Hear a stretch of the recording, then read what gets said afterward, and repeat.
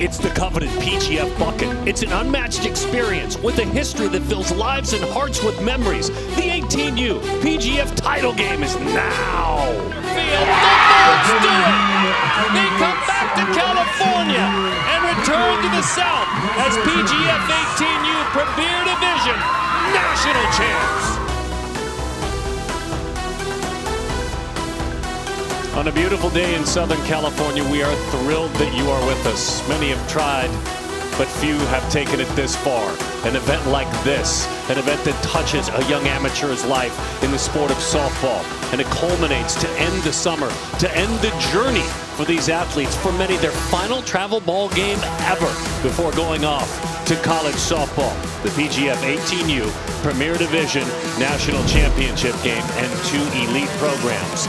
Out of the great state of Arizona, it's the Rising. And then you head back east to North Carolina, where the Lady Dukes represent. And there's a wonderful, wonderful story there of comeback for their coach as he battled for his life a couple of years ago. And then the coveted bucket is in play. It will be delivered to your program. The name forever, like the Stanley Cup, but it's the PGF bucket. It's an incredible day of softball, and we're certainly glad you're with us. And my name is Darren Sutton. Welcome back to the ballpark. I love working with the legend, Amanda Freed, a national champion and Olympic gold medalist. I think one of the best parts of this day is it's goodbye to travel softball. But it's not just a goodbye that tiptoes out of the room. You go out of the room and you slam the door shut behind you. This turns out to be at times maybe the best game and matchup of 2 weekends full of softball. Oh, I love this matchup so much. And this really is the best of the best that are doing it at this age group right now. And every young athlete wants to finish their youth career on this stage, playing in this game. These two are some phenomenal teams with some amazing players that we're going to look forward to seeing in their future at the college level. But right now, they're going to leave it all out there today. Yeah, she said it very accurately. You will see these athletes play in the AUSL. You will see them play in Oklahoma City. That's how many solid players are here. Let's do this. Let's introduce them one by one. He's the voice of PGF, and boy, is it a good voice. It's Cooper Perkins, and he's about to introduce one by one each and every player on both rosters. Welcome, everybody, to Deanna Manning Stadium in the 2025 Premier Girls Basketball National Championships. This is the 18U Premier National Title game between the visiting team, Arizona Rising, and the home team, Lady Dukes. Let's meet the athletes, beginning with the visitors, Arizona Rising, and their non-starters. Number 4, Rowan Asanovich. Number 17, Alexa Wild. Number 20, Macy Jackson. Number 25, Haley Holiday. Number 43, Cody Crabtree. And number 70, Amelia Struber. The starters for Arizona Rising, leading off at second base, number 13, Amanda Benitez. Batting second in left field, number 99, Peyton Westra. Batting third is the DP, number 44, Torrin Slaughter. In the cleanup spot and catching, number 92, Madison Salmi. Batting fifth and playing third base, number 8, Taylor Hampton.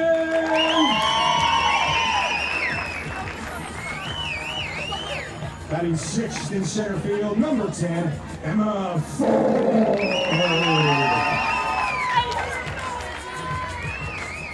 Batting seventh at first base, number 3, Kaylin Moffitt.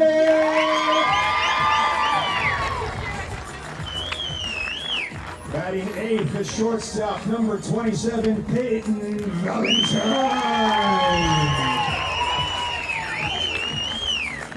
Batting ninth at right field, number 7, Carson Norton. In the flex spot and pitching, number 6, Goose Goodwin.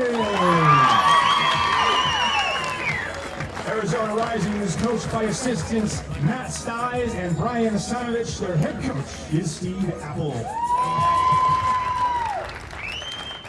Now let's meet the athletes for the Lady Dukes, beginning with the non-starters. Number 3, Maddie Hawkins. Number 00, Audrey Seiler. Number 21, Ryan Giddens. Number 44, Sarah Riley. Number 89, Ava Maples. Number 7, London Collins. And number 8, Jenna Vargas. The starting lineup for the Lady Dukes. Leading off in left field, number 6, Ryan Roberts. Batting second, the DP, number 2, Brielle Tejada. Batting third in right field, number 23, Jolena Lamar. Batting cleanup and catching, number 14, Gabby Shattuck. Batting fifth at shortstop, number 32, Ariel Kruger. Batting sixth at first base, number 72, Jayla Stafford. Batting seventh at second base, number 26, Alex Williams. Batting eighth and pitching, number 5, Jordan Parnell. Batting ninth at third base, number 17, Kaylin Brown. At the flex in center field, number 24, Ashanti Marcano. Lady Dukes are coached by assistants Robert Young, Tori Lewis, Laura Rothbrook, and Layla Lamar. The co-head coaches are Jamarie Perkins and James Lamar. For many, the final game ever as a travel ball athlete. They hope to walk away with the title and their program gifted with a bucket that will stay in their house for 1 year. It's the 18U title game right around the corner.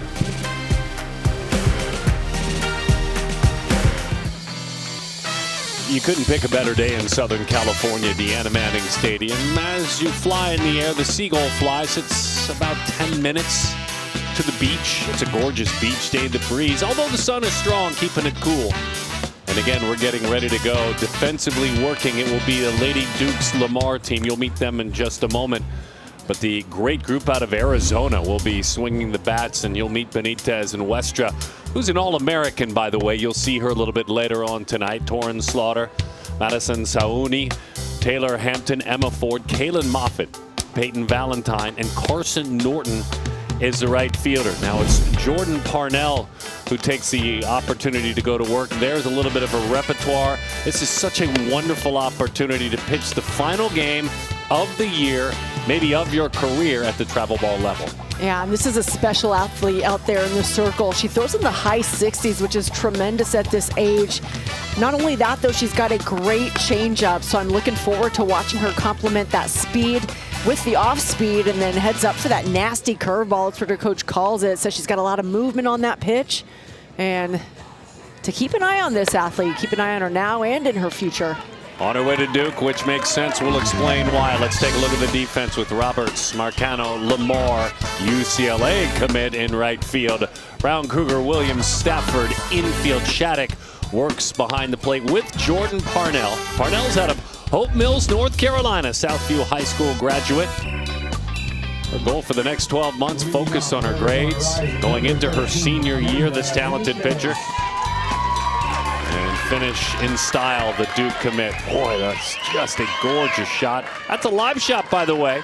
That's not archived footage. Let's not wait around. Going right to work is Amanda Benitez. Puts it on the ground is short. Ariel Kruger, the shortstop, turns it into an out, one away, and we are rolling this 18U title game. And by the way, this event, when it started, when you go back a decade and a half, was born with this game only. It was only the 18U title game. Now, of course, multiple levels, Premier and Platinum, and all the way down to the 10Us with 2 All-American games. But a long, long time ago, it was only this game. Yeah, it's hard to imagine that and remember back to when it started off so small. But even at that time, the point was to build something elite and then to start to build onto that, you know, when it made sense. And it happened pretty quickly that we added the age groups, added the Premier, the Platinum. And now we have the best of the best across all age groups represented over the next couple of weeks. Peyton Westra. That one blows right by. What a gifted athlete. Heading into her senior year at Red Mountain High School. She'll be a part of that Futures All-American game, which is coming up next in this ballpark. So she gets to play a doubleheader today. The second one, a lot of fun. This one, a bit of a grind. She's an Oklahoma commit. And an Arizonan, and a proud Arizonan with this travel team. 2-2 the count. Boy, that rise ball with effect. Yeah, Westra going up top, trying to get a piece of this. But look at the spin on that pitch. So well placed right at the letters. Let's watch where she goes. Maybe back up there again. On 2-2. She tried. That one runs away. 3-2 the count. Westra, the daughter of John and Haley. And her older sis is Taylor, 24 years old. Heavily, heavily decorated Westra. But she fouls that one back. An .826 on base percentage in a season, a .755 batting average. Yes, those are real numbers. 2 times a PGF All-American at the Futures level. Part of the Junior Olympic 18U squad a couple of times, including this year. Bolt over the outside corner, and down goes one of the best hitters in the country. And a nice sequence of pitches going up top and then painting that outside part of the plate. Just trying to remain unpredictable against a really tough hitter in Westra. Torrin Slaughter's committed to play for the Alabama Crimson Tide. She's a Phoenix resident, going to Pinnacle High School. And she wants to make a run in her senior year. This is a younger team. You'll hear about quite a few rising seniors. She wants to make a run at being the Gatorade Player of the Year this year in the state of Arizona. That's a stated goal. Well, that is firm over the outside corner. You can just hear it pop into the catcher's mitt. Slaughter, the daughter of Beth and Lamar.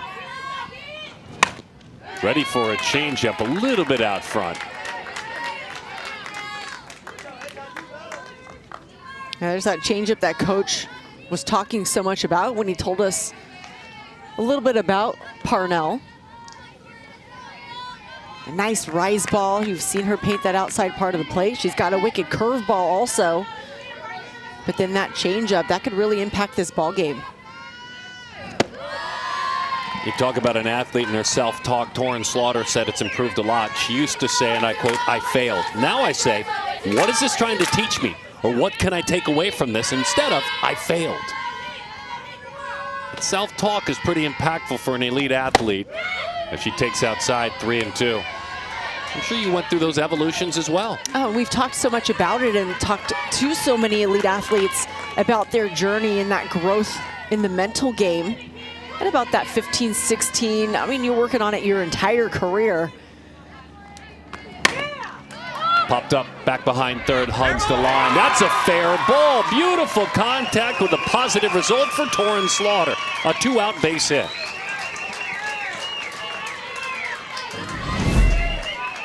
I don't think Slaughter thinks that this is going to be fair. She's a little soft out of the box, but that ends up landing right inside that foul line. Now batting number 92, Madison Sauni.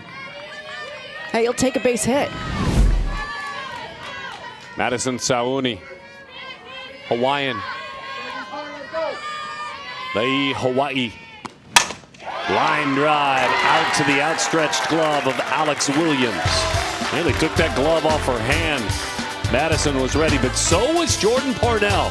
We're underway at the 18U Premier Title Game.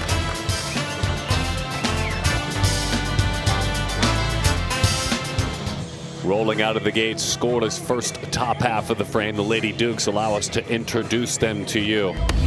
Jamarie Perkins is their head coach, their leader of the organization. An amazing story, and we'll talk about it, of James Lamar, his wife Marissa, the head coach, Marissa Young of Duke, Roberts, Tejada Lamar, Jolina Lamar, I should say, Shattuck, Kruger, Stafford, Williams, Parnell, and Kaylin Brown.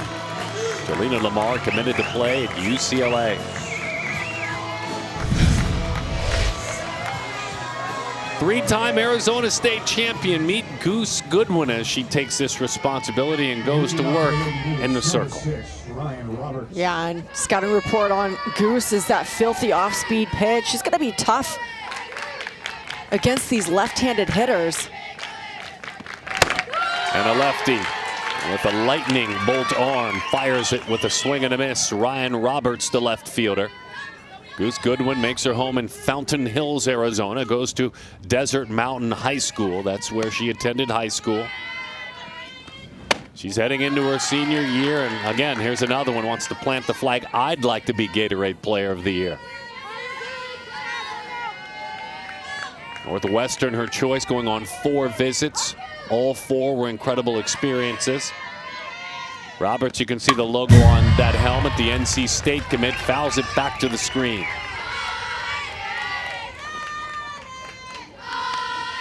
Ryan from Mansfield, Texas.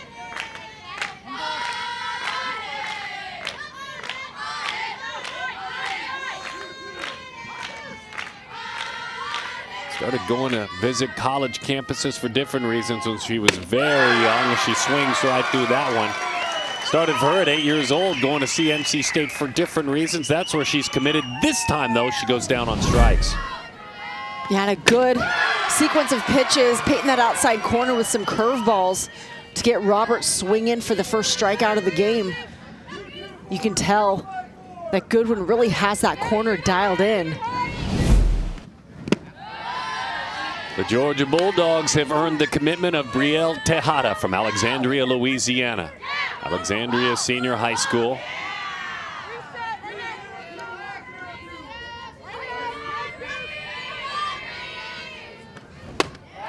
Two and 0 the count.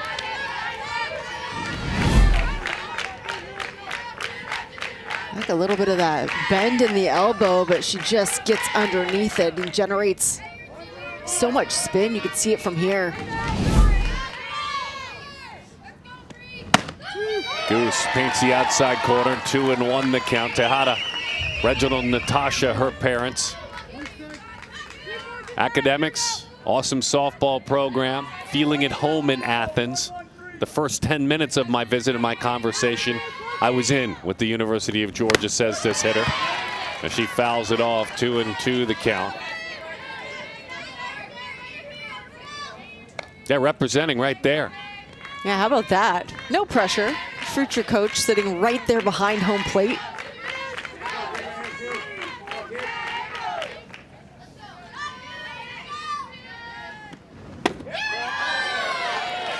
Three and 2 the count. Good take. This athlete, 125 career home runs across different levels.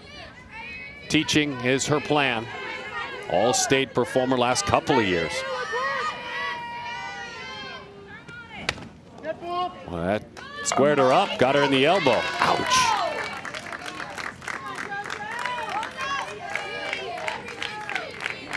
Not about to flinch now. She'll shake it off a little bit. Got her in the forearm.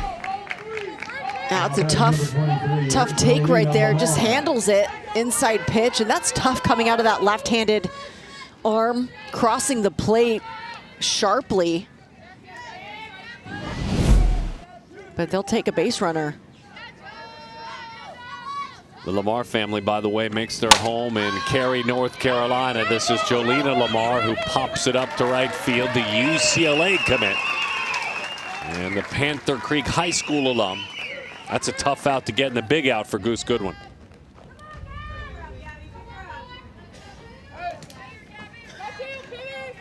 Now batting number 14, Gabby Shattuck.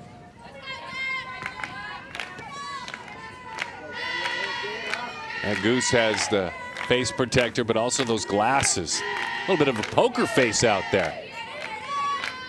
Rachel and Brett, her parents. As Goose skips it in there. Gabby Shattuck, the catcher.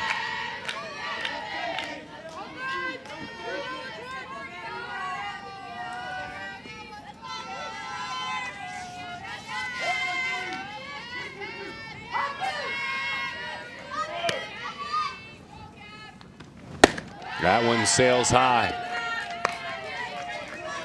And Gabby's coaches, when letting us know a little bit about the type of hitter she is, said it's real simple, a mini Jocelyn Allo. I mean, I'm excited to watch her at bats in this game. If that's who she reminds you of, I'll take any part of that. 2-1 the count. That's a respect 2-0 pitch painting the outside corner. Gabby Shattuck is from New Jersey, Immaculate Heart Academy. She is a Duke commit, wants to get there right away, win that ACC, win a national championship, and pitch in. Excited for the transition into college. As she takes a change of pace right down the middle. Another respect pitch, 2-2. Yeah, a couple of pitches just to avoid bringing something really hard over the heart of the plate, picking at the corners and going with the off speed. Gabby takes outside with that eye. This is an athlete that's well-rounded. She works behind the plate. This is an all-state ice hockey performer as well. So not only the Gatorade Player of the Year, the state of New Jersey's all-time home run leader. New Jersey. 3-2. Stayed back, lifts it into right field. Into the glove it goes of Carson Norton. With two fun pitchers in Parnell and Goodwin in the 18U Premier Division title game. On a beautiful California day, top of the second inning, the road to the title game for the team out of Arizona. Had some early challenges, certainly a 3-0 win over their in-state rivals and a 10-9 win. And then stepping a little stronger as it got deeper, gaining confidence right away. That one lined to center field. Aggressive Taylor Hampton leaned in, but Hampton is erased. And Steve Appel, the head coach, talks about the core of this team being together for 5 years, calls them family, loves the energy, a big offensive team. Never really out of a game with what they can do offensively. That's kind of their calling card, although watching the work that is being done in the circle by Goose Goodwin, they've got a pretty darn good pitcher as well as that strike one.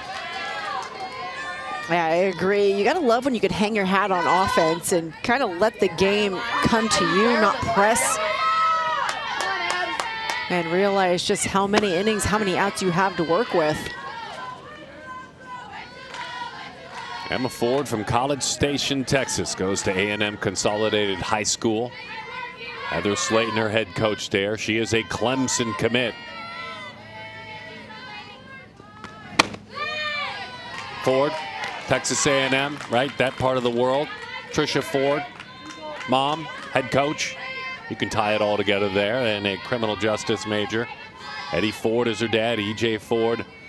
Her younger brother, just 13 years old. That one topped on the ground. Ranging a couple of steps to her right, Alex Williams turns it into an out. 2 away in this inning. You never mind contact in the case of Parnell when it's that kind of contact. When a hitter has the backside go one way, the hands can't keep up. That's a good pitch.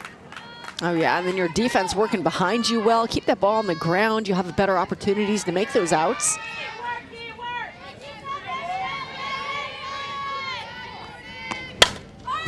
That one right back to the screen. Kaylin Moffitt, the first baseman. Sarita Parnell is this pitcher's mom. Jordan's mom is Sarita. Her sisters are Taylor, Tony, and Peyton. A strong core of women together with a strong mom at home. As that one misses in, 1-1 the count. Some of her favorite at home. Talking about the pitcher, Jordan, family traditions, Sunday family dinners. Well, you can't beat those. First day of school picks. I like that that's a fun tradition. I like seeing those too. You know, you scroll through social media and you see all the kids with the signs and I want to be when I grow up, and that is a fun tradition I feel like a lot of families have kind of adopted. Moffitt takes just off the plate, 3-1 the count. Parnell, 3 times an All-State competitor. 3 times All-District. Her state's freshman player of the year a couple of years back. Walk it or knock it. Like, walk it or hit it. Boy, that's an eye, isn't it? 3-1 pitch. Jordan took a shot, missed just outside. Kaylin Moffitt hangs around and extends the inning. Now batting number 27, Peyton Valentine. Peyton Valentine is the shortstop.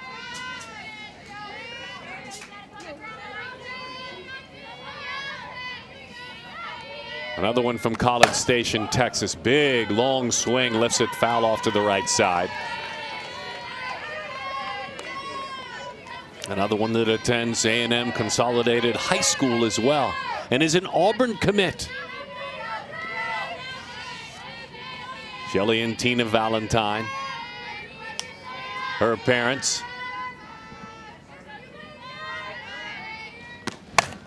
In on the hands, and it's popped foul.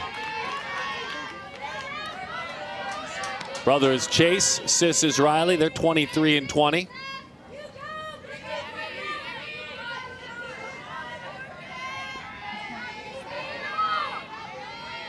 Wants to be a coach someday. 1-2 the count.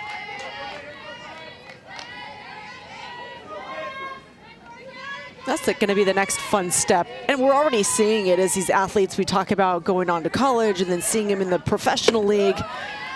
And we're going to start seeing more and more coaching at that collegiate level as they get up to that point. A lot of girls showing interest in that.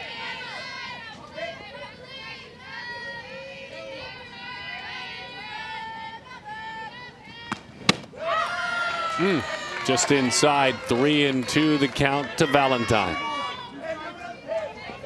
Asked them all in their question and answers, you know, if you need to share, how do you pronounce your name? She just said last name, pronounced like the holiday. I appreciate that, PV. I appreciate that. A little confirmation. Just in case you were You never know. I'm not quite sure what else you'd go with, but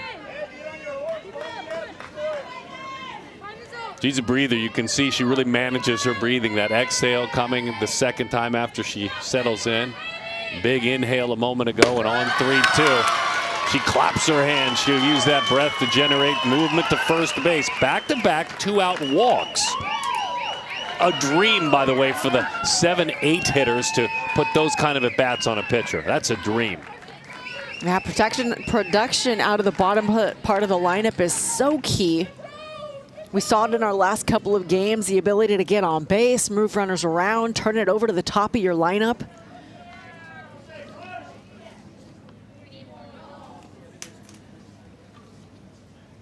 Anytime you issue a couple of walks to the 7 and 8 hole hitters, always that 2-out letdowns. Pick a diamond sport, whether softball or baseball, pitchers are grinding you.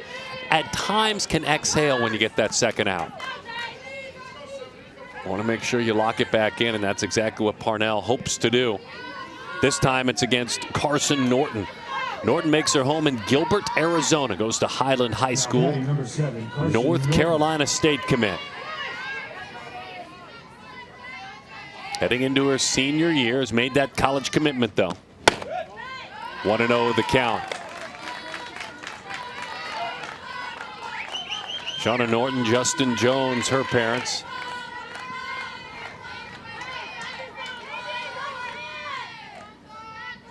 Love that career aspiration, be a dental hygienist. Love that swing. Down into left field. All the way around. State 48's on top. Arizona getting it going. They're jammed up on the base paths. Here comes one. Here comes another. A gift handed to the Rising. 3 is better than 1.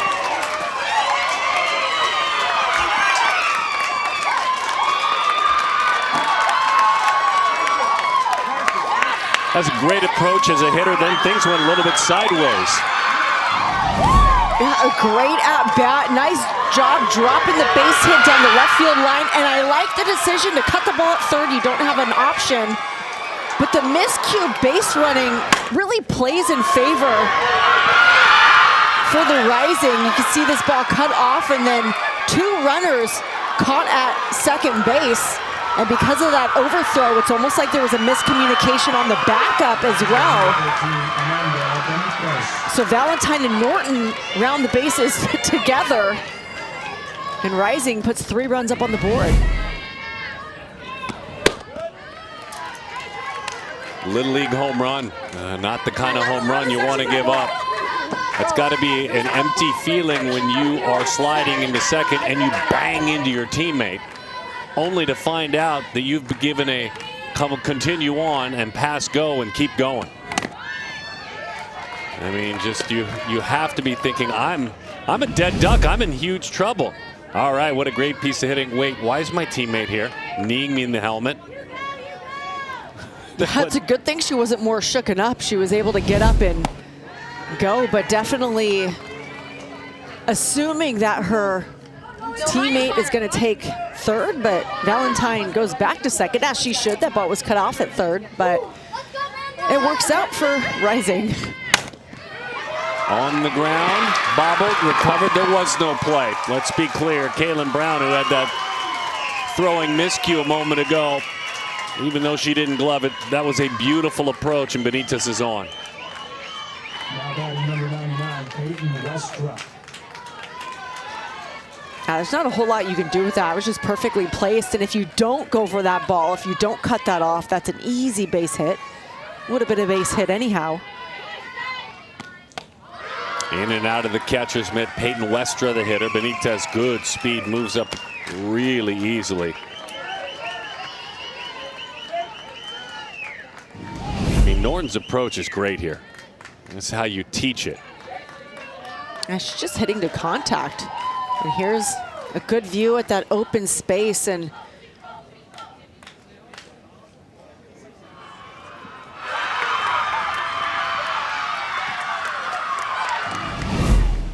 yeah, Steve Appel, that was a great shot. He kind of reacted like he did a scratch off at the local Circle K and won $1 million, literally.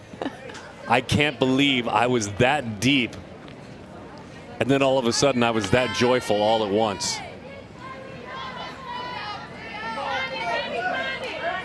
yeah, at this level, you don't normally get gifts given to you like that. It's kind of a perfect storm, too. I mean, it couldn't have gone any worse for the Lady Dukes team as far as bad luck goes.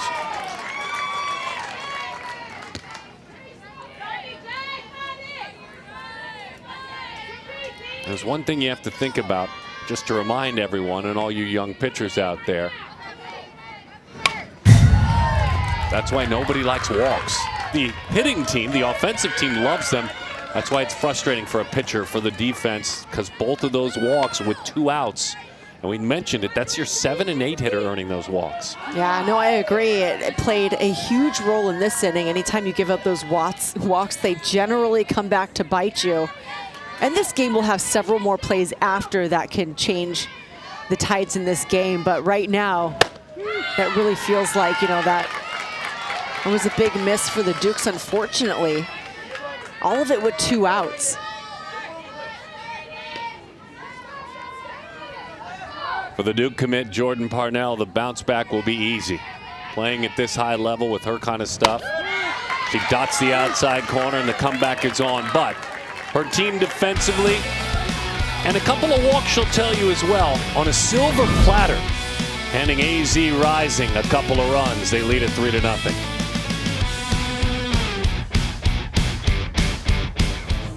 Nothing the score. Goose ready to go back to work. Goodwin. A little bit of air guitar for her with Van Halen. Kind of trying to just keep her energy going. Why not, right? Got the dance going. She grabbed hold of the neck of the guitar and a little bit too, and was straight air guitaring it. There's your ace left-handed pitcher. That's fun. There you go. Ariel Kruger is her first foe, the shortstop, and she goes to work just off the plate to Kruger, who's a Michigander. Van Buren Township, Michigan. A Duke commit. Graduated from Woodhaven High School. Coach Ken Kroll coaching her final season, sending her off to Duke. And Coach Marissa Young tied her up on the hands. That will slip on through into shallow left field. Really good pitch, but strong enough to sneak it past the glove of Taylor Hampton. Yeah, and we've seen this before. Just trickles off the glove as a third baseman. You really are trying to cut everything off you can across the diamond. Doesn't work out in their favor, but I like the aggressive defensive plays. All the way from San Diego, Duke finds Stafford playing a part of this team. She's a Duke commit, but she's a double play victim that time.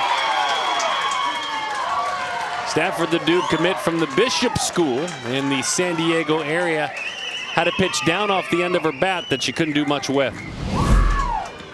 It's had some funny spin on it, but great job. Goodwin just picks it up, fires the strike over to second, and then a nice turn over for the double play.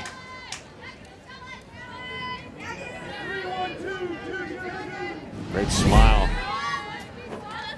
Alex Williams, second baseman.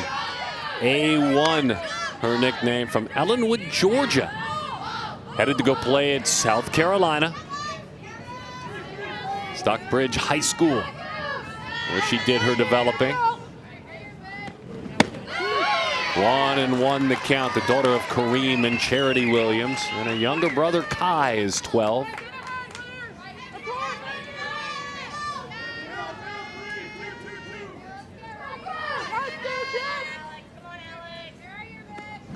And her aspirational model, while she watched the sport much younger, AJ and Aaliyah Andrews. She said their athleticism makes them so much fun to watch. Yeah, I agree. Gosh, there's some good athletes out there that these young ladies are naming as inspirations. Such good role models. We're really lucky in this sport. I feel like softball in general are just filled with good people and good role models, and we're so lucky that we have the platform we do to watch so much softball on TV.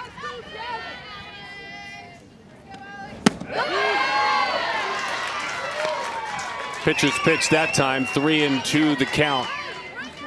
She speaks about her ability to play anywhere on the middle infield, shortstop, second base, outfield too, actually.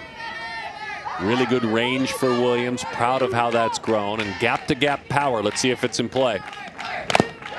Just got a piece of that secondary pitch. Got obstruction there. Got a piece of the catcher's mitt. Is that what occurred, I believe? Catcher's obstruction. Yeah, we're hearing it. Catcher's obstruction. Oh, yeah. Yeah. You know, when you're going for that changeup, the catcher's going out to receive it a little bit. Not a whole lot of movement forward when the bat is making contact, but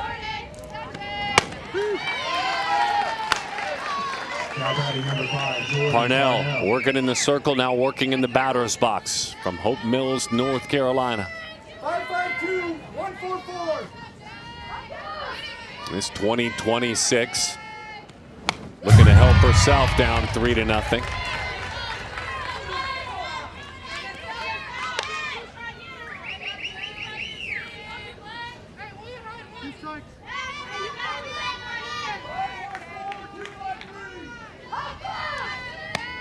Down in the hole, 0-2, runner at first. Not interested in that one. She talks about her off the field challenges and accomplishments, this hitter and pitcher. Balancing life, academics, athletics, personal life, while staying true to who I am as a person.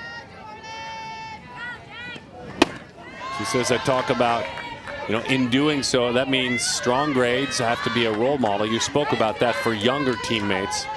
And then showing up for my family and my faith. A lot going on for a young, elite, college-committed athlete. Got it that time. Change of pace. I want to take a look at that. It looked like she leaked out. Oh, my. Maybe I jumped ahead just a bit on my it call. looked like Let's a good see. pitch from here. We'll see how far that bat goes. Okay. I saw it as a swing. That's what I saw Yeah, it as. and there you have it. New life, 3-2. Instead of soft down and away, it was right up the elevator to the penthouse. A rise ball with aggression. You thought you checked your swing before, not that time.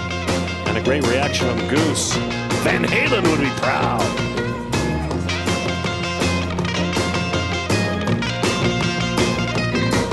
Back at the yard on a beautiful day, Dan Hayes, the founder and CEO of Premier Girls Fast Pitch, he spends time up here in the booth with us now.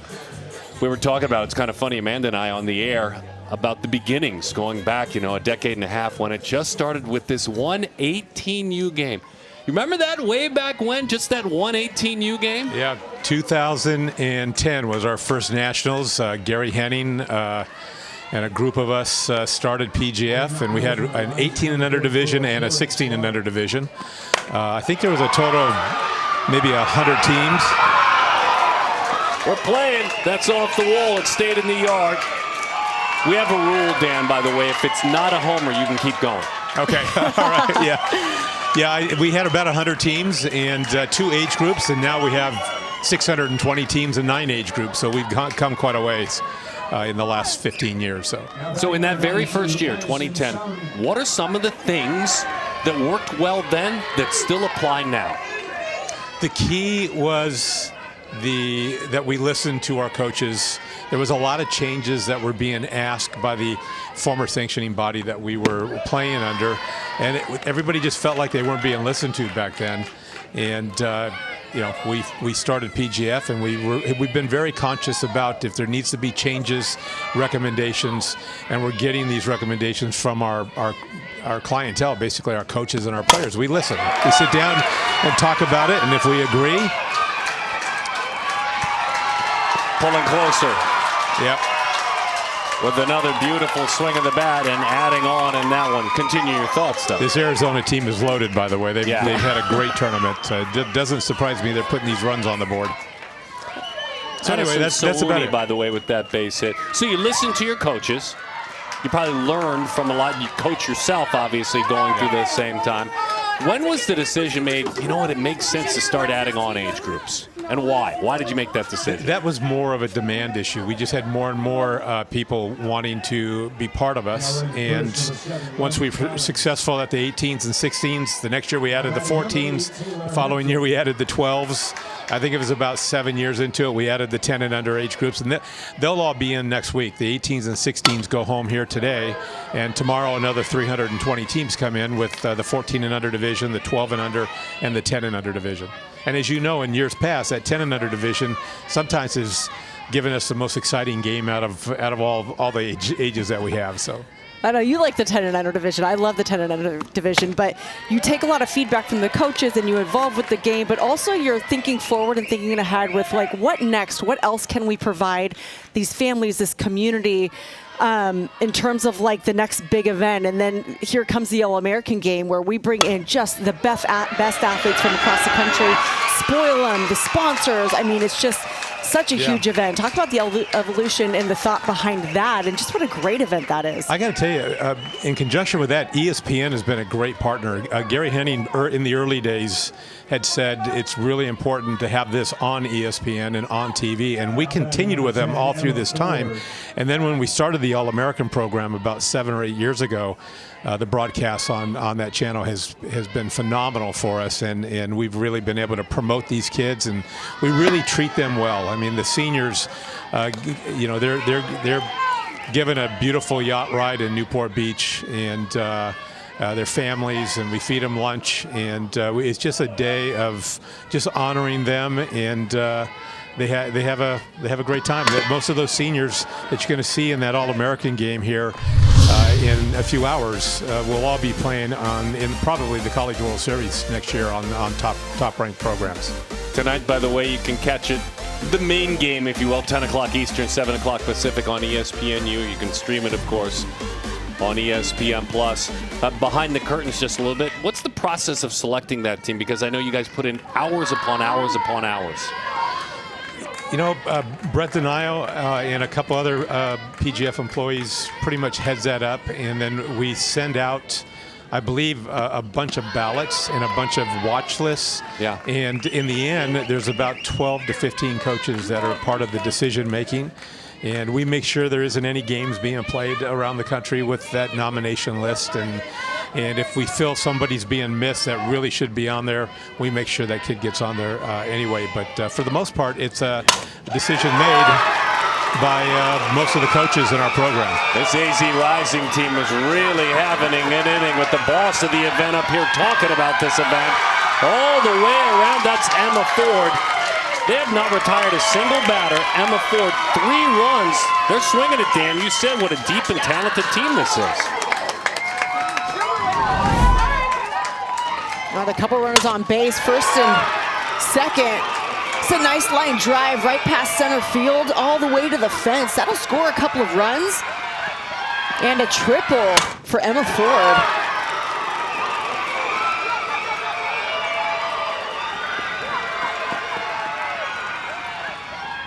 Another one of those lottery scratch-off ticket reactions from Coach as a move is made. Parnell allows us a moment to talk a little bit deeper and about, we were just talking about the All-Americans. Let's talk about touching the community, because I know that's always best foot forward.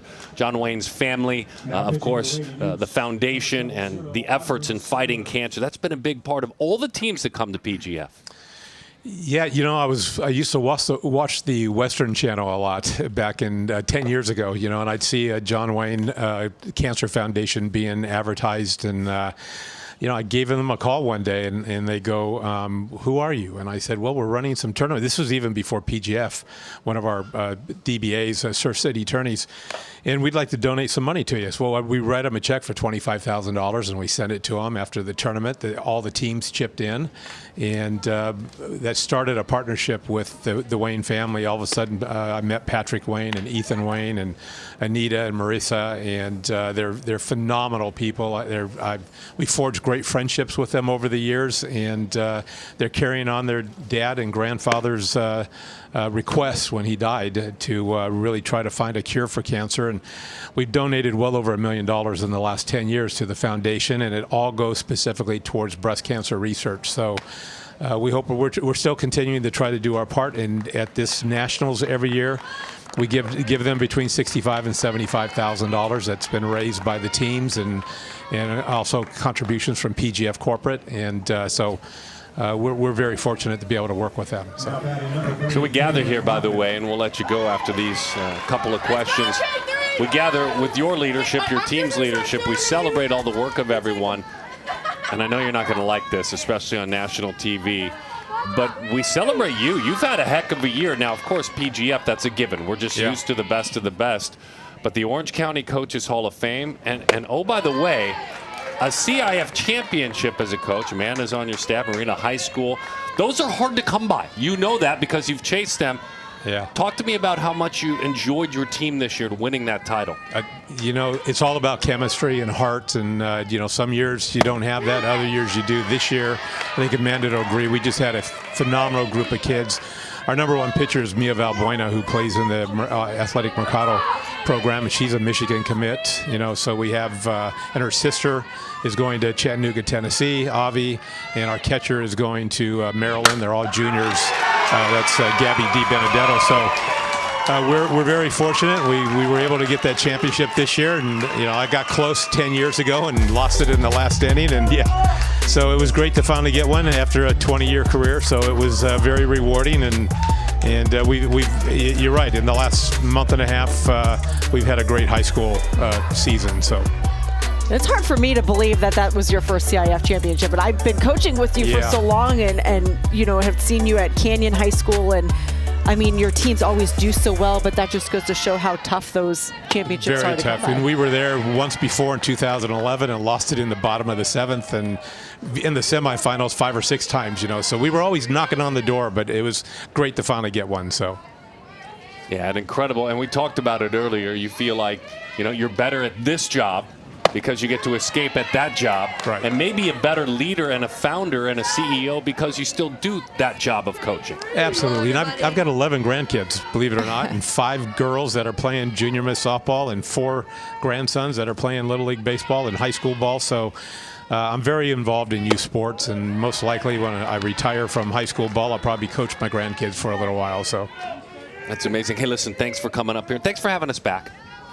We really appreciate it. You guys have been with us from the beginning also, and we couldn't do it without you. It's the best broadcast. And I really think PGF started these televised events years ago. I think we were one of the first ones, groundbreaking with these telecasts on ESPN, because I can't remember from professional to college to travel ball that nobody was doing it back then. So I'm glad we were able to do a lot of groundbreaking things over the years. So thank you, my friend. I appreciate it.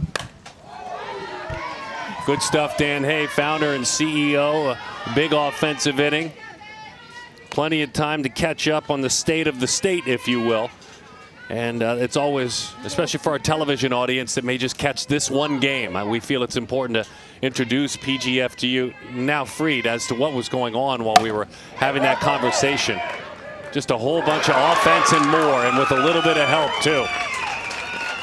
So that was Valentine, just got a piece of that softball. Moffitt, they were trying to force her out. A little bit of an aggressive throw. It sneaks into right field.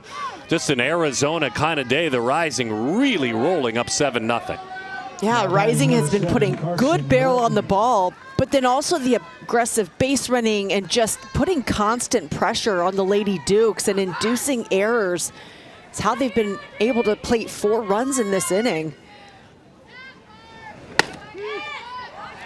Upper tier of the strike zone. Audrey Seiler, by the way, gets the call. It's Seiler who is working in the circle. Again, we'll kind of catch you up. Slaughter with a double.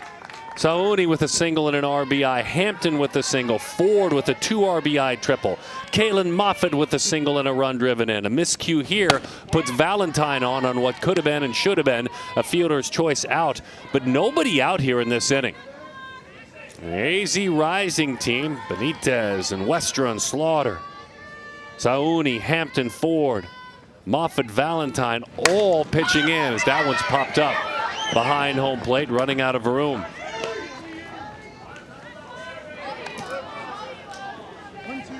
Don't know that I had this score, this situation on my bingo card. You know, the way that the game started, and I know it's still fairly early in this ball game, felt like, oh, this is going to be low scoring. It's going to come down to that last inning, down to the wire, and there still is time. But Rising looks really strong at the plate. 2-2 the count. Yeah, if in fact it gets there, with the guts to do Lady Dukes play with, I think that foreshadowing probably doesn't occur, but for informational purposes only. That's why you get to work. I mean, you and I talk about this a lot, whether it's games we've done at the college level together or this. More than anything, you want to play every inning of the game, because even if you do lose by 7, let's say, you want every at bat. You want to get every single at bat, every moment, and that's why you keep extending it. And by the way, if you're the Rising, you want to end it as quickly as you can.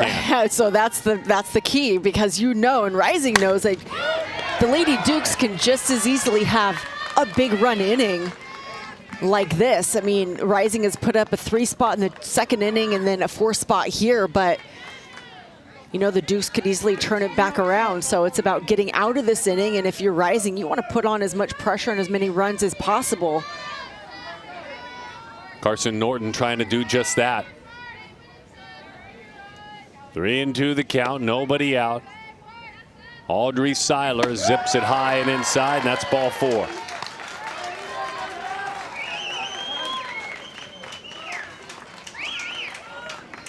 And back to the top of the order we go. Lucky number 13, Amanda Benitez, the 8th batter to hit for Arizona Rising.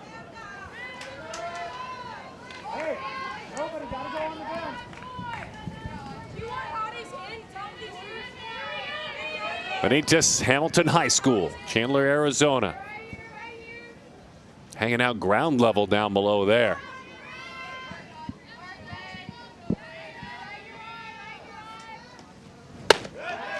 1-0 the count to Amanda. Utah State University commit.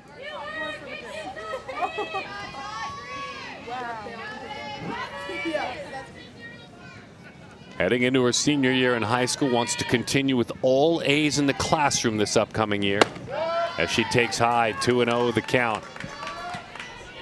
Valerie and Richard, her parents.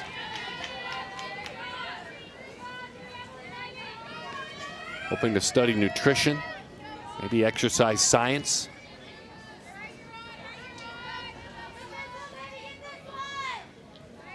On 2-0. On the ground firm, and it rolls foul.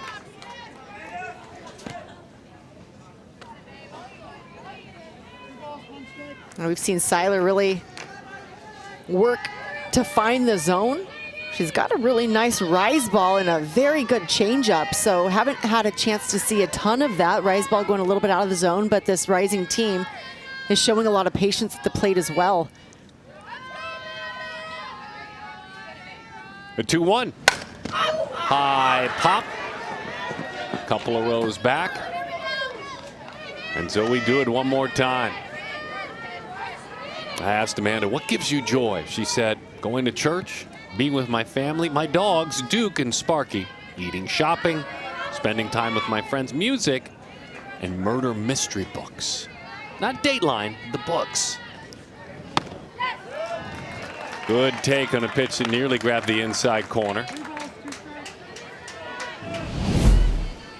Yeah, here's that changeup. It's a very nice pitch. Kind of palms it out. You can see the hesitation. Ooh, I don't know. That looks pretty good in the zone.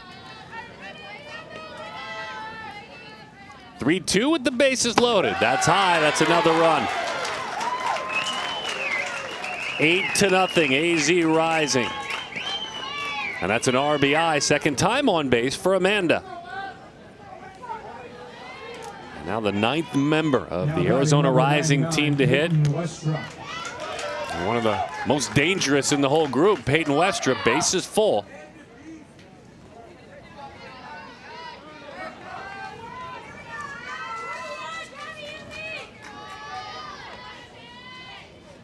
The Oklahoma commit, line drive left field. It will trickle away. The diving attempt from Roberts. 1, 2, 3 score. It's 3 bases for the All-American Peyton Westrup. And the Oklahoma commit, that was a beautiful piece of hitting. Yeah, struggled in her first 2 plate appearances, but this is what we were looking for out of the Oklahoma commit, and that's a nice effort by Ryan Roberts.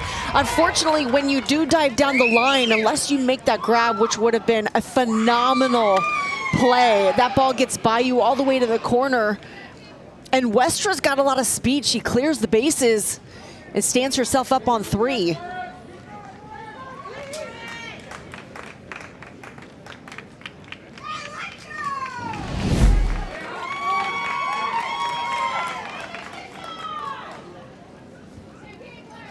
So another opportunity. Now pitching for the Lady Dukes, open up that 21, bullpen door. Ryan Giddens. Ryan Giddens takes the opportunity to go to work in the circle. You think about it, and you never close the book on any game until it's done. But we do need to tell you that there's such a unique opportunity for the opportunity to take home not just a championship trophy, which you'll earn, but the artistically made and the gorgeous trophy that you'll take to your headquarters. As a matter of fact, PGF is going to get it there. It's the PGF bucket now in its 2nd year. This is it. There's a new trophy to celebrate, a new symbol of excellence at the highest level, the 18U Premier Championship Trophy. The ultimate goal of your softball journeys ends here. PGF presents the bucket. Win it and display it for the year. Win it and join the record of softball's elite forever. It's stunning too, by the way. So much thought that goes into that, and as that one pulled out front to the right side, a little underhanded flip and another run. And an RBI for Slaughter. 4-3 ground out. Westra come on down. Scores that run. Now batting number 92, Madison Sawney. Alex Williams makes that play. Madison Sauni. Sauni singled in a run this inning. Bases are clear now. This Rising program. This is kind of a strong and shocking showing. High fly, but foul. They oohed and they awed. Had that loud noise. Didn't have home run distance, but teams in Arizona and Las Vegas in Nevada, the AZ Rising program.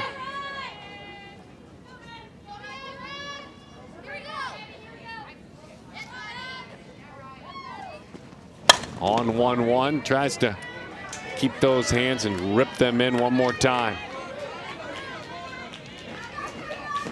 Man, Giddens working that inside corner. She's not shying away. A couple of hard turn foul balls, but she's liking that spot right now. We'll see if she mixes something up, see if she can get a wave off the outside part of the plate.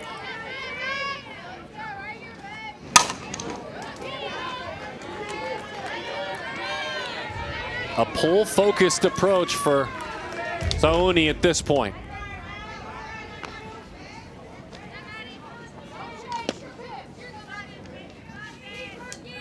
Rai Giddens from Virginia, Arcadia High School in Greenbackville, Virginia. An uncommitted athlete.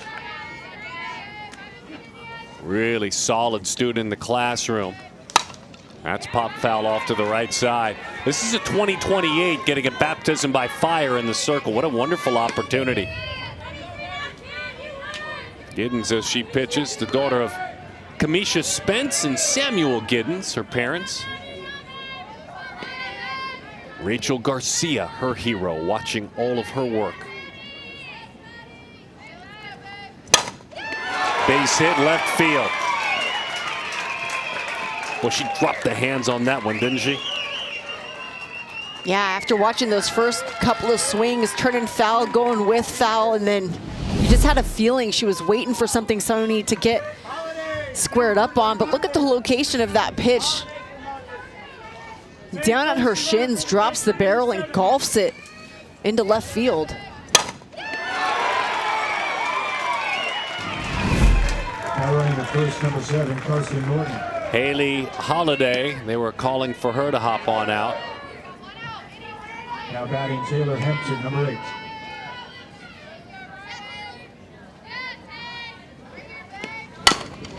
Bouncing that one toward the hole, diving attempt. Everybody's safe. Taylor Hampton with a single.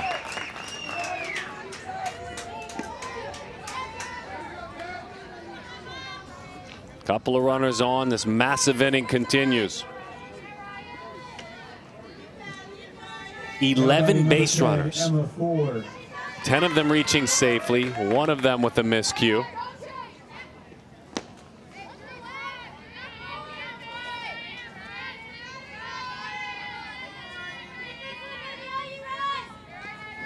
Emma Ford takes a strike over the outside corner. It was Emma's triple that really felt like what, if the game is a win, the knockout blow. Right.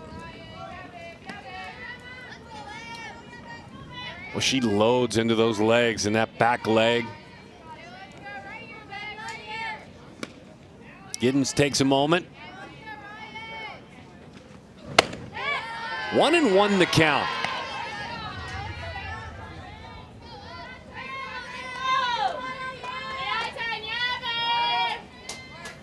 Madison putting the gear back on. Productive day so far. And you start thinking defensively with a 12-0 lead. Let's start putting outs on that board, and let's do so swiftly as that one misses outside. 2-1 the count.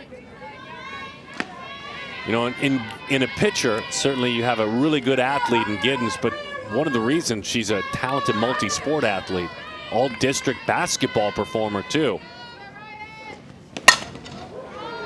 She zips that one away. Wow, that's a great play up against the concrete wall there. There is no bend in that one. And Kaylin Brown, that's a really fine play. Yeah, this is the type of defensive play that the Lady Dukes are looking for. A really nice job of finding the wall. and making that catch, especially against a hitter like Emma Ford, who we've seen what she could do. Big power in that bat. That was the call for Holiday we heard. Haley Holiday gets the call to swing the bat.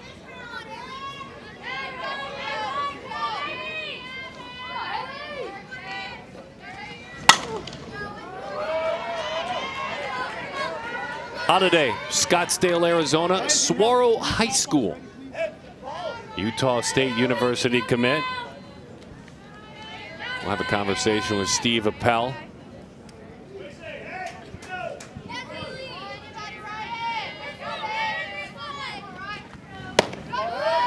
We'll snap throw, back just in time.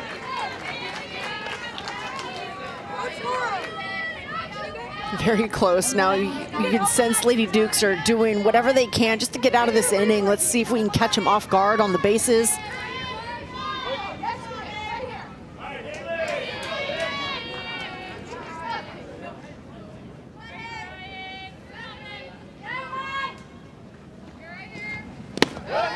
Two and one the count to Haley Holiday. All-City team twice in high school. Her second sport, she's a multi-sport athlete. Second in the state, playing badminton.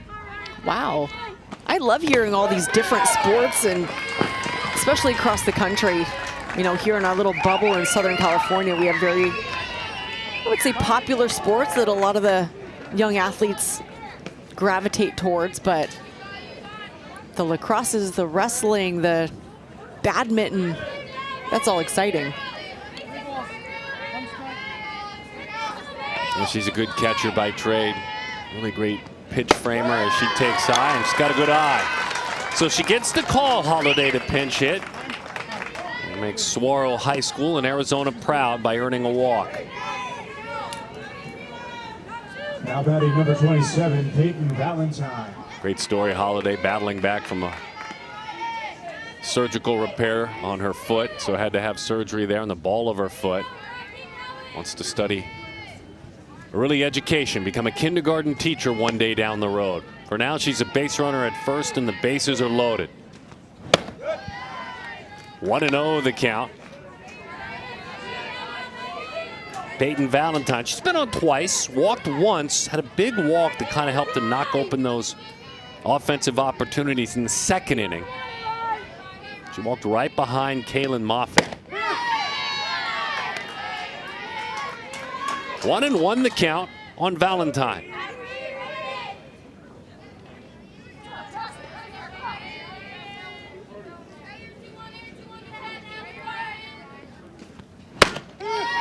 Two and one, or I should say 1-2 as that one hits the corner. Now, you don't want your team to be in this situation, obviously, but this is a great opportunity for Giddens to get some experience in this level of a game. High fly, ball center field, well struck to the wall. Gone!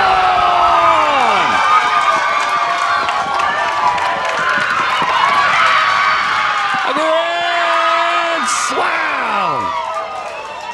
Peyton Valentine, it kept going and disappeared.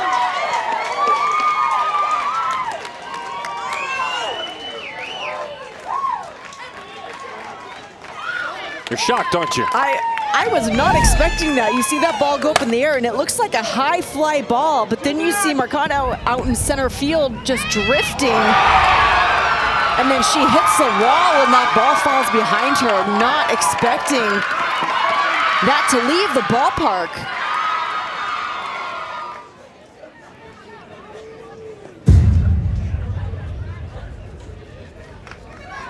Just look at that swing. Valentine just sits back, and I don't know, she kind of has that same idea. Is it in the park? Is it going to leave? This might have a shot. She holds on to the bat as she's jogging for a pretty long time. Call to the bench, number 4 in the jersey is Rowan Asanovich. Now pitch hitting number 4, Rowan Asanovich. Heritage Academy Levine. She is a Phoenix, Arizona, and an ASU commit. And she takes low and outside.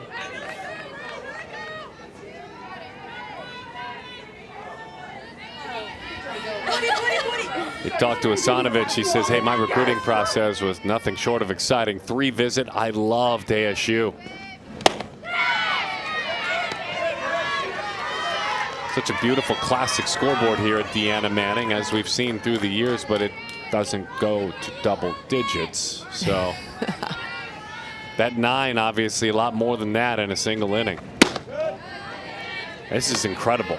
I mean, this is a hard to explain inning with 16 overall, a 13-run inning.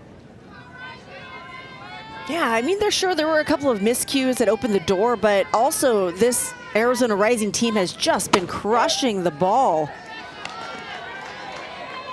And there have been some walks that have still filled some gaps on the bases, but you know, you walk some athletes, you put the ball over the plate, they're smashing it, so it's a really tricky situation to be in when you're in the circle against a team like this. And continuing to make solid contact, spoiled pitches. Asanovich trying to carry on the trend coming off the bench.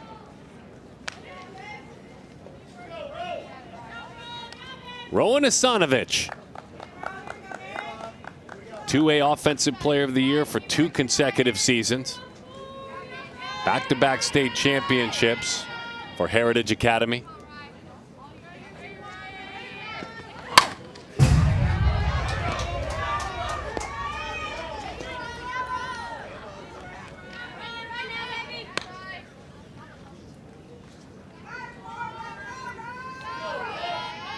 And we're getting ready to start things at ASU.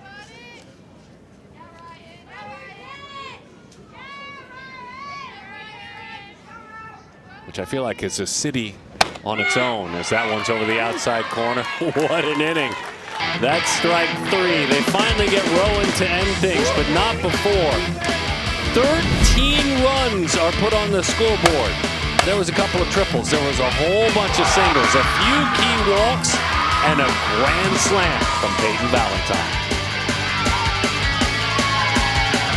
Big story, Arizona Rising, what they have done. The other great story is to see a good friend of the sport, James Lamar, down inside of the dugout. Lady Dukes Lamar. James, thanks for being with us. We really appreciate it. Thank you. You know, we know this sport. You know it. Your wife knows it. Days like this happen, certainly. If you don't mind, I'd love to have you celebrate your athletes. I mean, what they have done to get to this point on this day. What makes you most proud, James? I would have to say their youth. We have a lot of young kids. Our pitchers are 28s, freshmen. We only got 126. You know, to come to a tournament like this and to be able to perform and make it here is a hell of an accomplishment. But not to take nothing away from the Arizona Rising. I think Steve's done a great job with this team. We made some uncharacteristic errors that last 2 innings to put us in a big hole. So I guess we'll find out what kind of heart they got. Yeah, it's a wonderful point that you make with the youthful team with this opportunity. Got a base runner now. James, for you, you scared us all. We were praying a lot for the last couple of years for you, going back a few years. How joyful are you now to be back to where you are, back to health, and back around this sport? I mean, it's unspeakable. For me, it was my challenge was get healthy to be here for my daughter. I just couldn't walk away from the game and not be here for her. So for me, my family, my daughter, as she leaves, she doesn't go back home. She goes straight to UCLA from PGF. So for me, it was that was my personal thing, and I thank God, all glory to God, for getting me healthy enough to be here. And my journey's not over. I'm still 6 to 8 months into therapy, getting a prosthetic so I can start walking again. I still have a lot to do. I was just in the hospital maybe 3 weeks ago with an infection. So it's an everlasting battle, constant prayer and constant work. I appreciate it. We thank God for you, my friend, and our prayers continue. Thank you so much. Absolutely. And, you know, this game is such one of resilience. As you know now, your perspective has completely changed. And this game obviously not swaying in the way that you had hoped it would. But what's the message to your athletes? I mean, to get to where you are, where you've gotten, tip your cap to what this team has done. What's the message currently in the dugout to keep this team engaged and to continue fighting? That's just it. You got to fight, learn from it. There's a lot of kids coming back next year. Remember this feeling. Keep fighting until the end. You know, you never know what happens. Keep your faith, keep fighting. And as we continue to grow our program and expand, expect some kids to come in and compete, just never quit. That's what I expect from them. I don't want to see long faces. I don't want to see heads down. Just keep fighting and keep competing. Well, it sounds like there's plenty of energy behind you, my friend. Hey, listen, God bless you, and thank you for spending a minute with us. Thank you so much. Pitch high and inside. So if you don't know the story, it was a couple of years ago, and a man that has been such a big part of this sport gave us a scare that we just broke all of our hearts and battled healthy. You know, at the end of May, it started with suffering a stroke, heart problems, and multiple surgeries to save his life. A line drive base hit. That's a pretty swing there for Tejada. And it was, 2023 at the banquet for PGF that we were lifting up prayers, 24 continuing. So it's nothing short of a miracle that he's sitting in that dugout, and I'm kind of bubbling with joy that he's been able to do it. It's a miracle. It's been an incredible journey. I mean, just following along with, you know, Marissa Young by his side and just kind of keeping everybody updated. And we were, I don't want to say living it alongside the family, but he was such an integral part of our softball community. And as you mentioned, at the banquet, just living it in real time with the family, praying and, you know, hoping for a miracle, because there was times, a lot of times, most of the time it was very touch and go. We're so happy that, you know, he's back at it on the men. So good to see him in the dugout cheering on his daughter, Jolena. We are thrilled to be having her at UCLA. We'll take good care of her. But it's been a journey. That's amazing, by the way. They just head up the freeway. They just kind of head up that 405, and she's off to school, gets started. It is almost August after all, folks. That's what makes this event, and albeit understanding that there are quite a few 27s and 28s on this team, and 26s certainly. So it's not the end of the end for a lot of this Lady Dukes team. It's not, but for a handful like his daughter, this is kind of a bittersweet day, certainly. Meantime, Goose Goodwin. Couple of outs in the inning, 15 runs to play with. Has to get that scratch on the board no matter what the final score is. You never want to be shut out. Want to manufacture and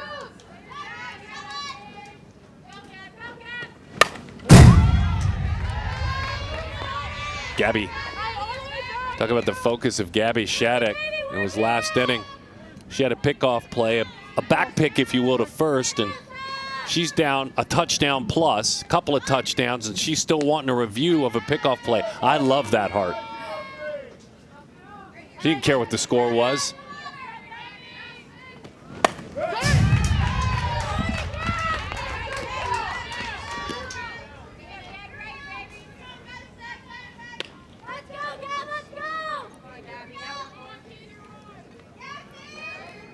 The Northwestern commit, Goose Goodwin.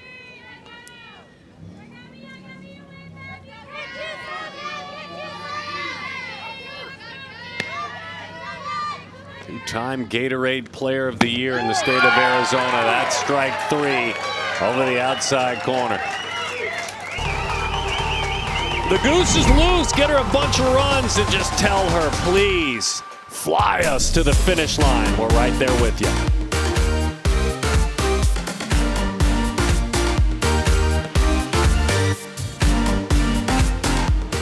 Well, coming up, it's a celebration of the future of this great event. Our futures All-Americans, the very best 26s and 27s. They're going back to grind with their travel teams, with their high school teams, a couple of years away from heading to a college campus. There's always, for the rising sophomores, I should say those that have completed their sophomore year, an opportunity to show their older softball sisters that they're right there with them. That's coming up on ESPN Plus, 3 o'clock Pacific, 6 o'clock Eastern. This is Sarah Riley getting this wonderful opportunity, and I say that because, again, another 2028. And we've seen some young pitchers, and we just talked to Coach James Lamar. He said they've got a young staff, just one 2026 on the team. So Sarah Riley, another young one at 28, coming in the mid-60s. She throws a little bit of everything. Fast curve, change, rise and screw. So look for her to mix pitches both sides of the plate, high and low. And the Lady Dukes looking for a clean inning. Put one run up on the board in the bottom half of the third, but you know, I'd like to say a lot of game still left to play, but they're gonna have to get to work. Cody Crabtree gets the call, the pitch hit. It's a bolt into left field for a base hit. The pride of Pinnacle High School, who makes her home in Phoenix, Arizona. Didn't wait around. First pitch she saw, pinch hitting, bang. Yeah, first pitch, first step out of the game against a new pitcher.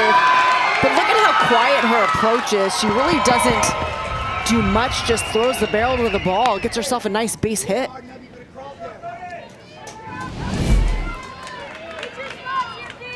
And they'll run for Cody.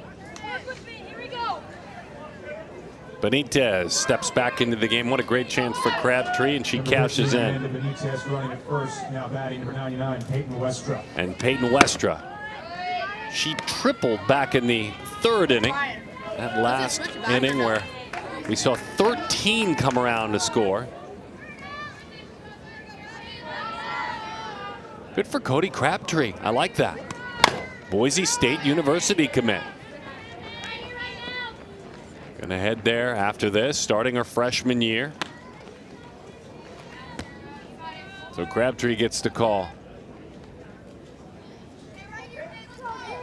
Yeah, the timeline is very tight for a lot of these graduates. They'll finish PGF, and as you talk to Coach Lamar, Jolena goes right up to UCLA. A lot of these athletes go home, pack quickly if they aren't already packed in. They're basically on the road.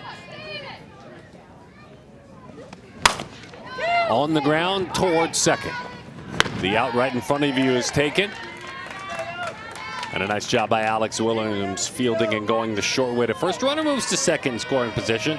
They get a dangerous hitter to leak out front just a little bit.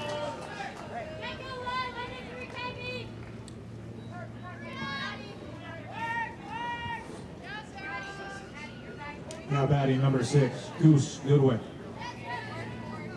Goose Goodwin's going to hit. As she takes a strike over the outside.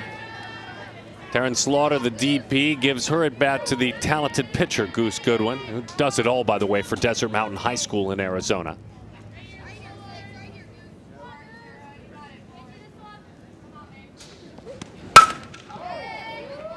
Lets it travel, serves it down the left field line, and it's foul.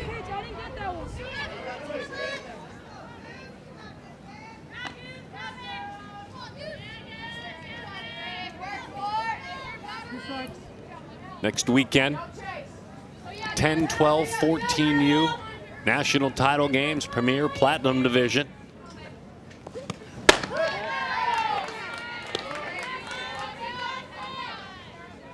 Okay, Goose, it's fun to see her in there getting some swings. I know there are a lot of pitchers at this level that hit in high school. They play two ways in high school, but then they get to travel ball and you're just loaded with amazing talent. Might not get the at-bats that you do when you're playing during your high school season. So Goose getting an at-bat here in a pretty big game.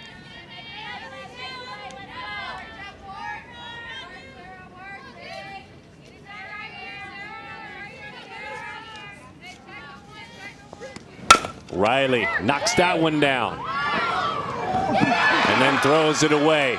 Something caught her attention to turn and take a look at the runner at third. There was an out right there in front of her, and obviously would have been a second out and a key out. But whatever it was that caught her eye turned out to not be her friend. 17-1. Yeah, and she knew where the right play was, just second-guessed herself, and then And that's okay. You can look as soon as you feel that, switch your feet, look at that runner. If you don't have a sure out over at third, especially when you're in a ball game like this, outs are key. And then by the time she turned to get that out at first base, had to rush the throw. Line drive, right field. A couple of steps in. Jolina makes the play. Second out of the inning. Great approach, by the way. Sauni leaned on that one, but hit it directly at the defender.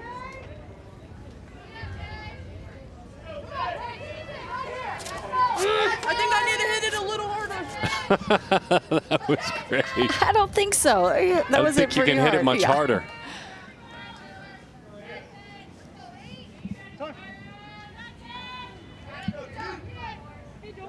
We're always listening.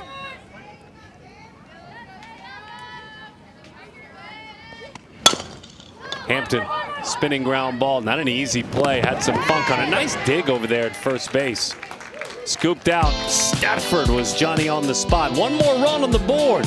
Starting to count down outs. AZ rising up 16. What a spectacular day for a very talented team and a program that's caught everybody's eye as it has continued to build. The Arizona Rising, their head coach, Steve Appel, inside of that first base dugout. Steve, you don't pack your bats, you don't count it until it's all said and done. That being said, you got to be quite proud of your young athletes today.